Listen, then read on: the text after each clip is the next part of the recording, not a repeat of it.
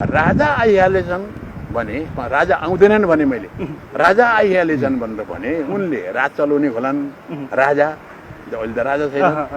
अनि हामीलाई जेल हाल्ने होला नि त आनन्दले जेलमा गएर बसिन्छ भनेर भनेको मैले तर केही नगरिकन राष्ट्रघात काम नगरिकन त जेलमा हाल्दैनन् होला पक्कै पनि हाल्छन् केही हो जो यो कु गरेर सत्तामा जाने हो कु गरेर सत्तामा जानेहरूले विपक्षमा रहेकाहरू सबैलाई मार्छन् अब ताकत भयो भने अनि ताकत भएन भनेदेखि मार्दैनन् तर जेलमा चाहिँ हाल्छ अहिलेका गणतन्त्रवादी दलहरूले त्यस्ता केही आधारहरू छोडेका छन् जसकारण चाहिँ जेल जाने निश्चित छ छैन जसले सत्ता कब्जा गर्छ कु गर्छ त्यसलाई कुनै कानुन आधार इत्यादि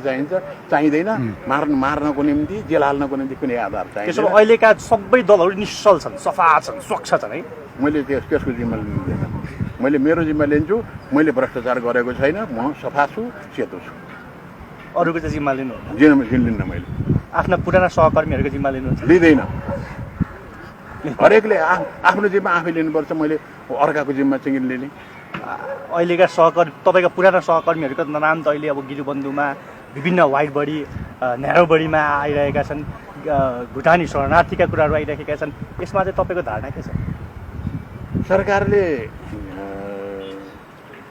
सबै छानबिन गरेकै होला र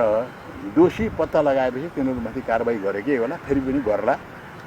उसको आफ्नो प्रक्रिया हो यदि ती सबै ठाउँमा भ्रष्टाचार भएको छ भने ती भ्रष्टाचार गर्नेहरूलाई कारबाही हुनुपर्छ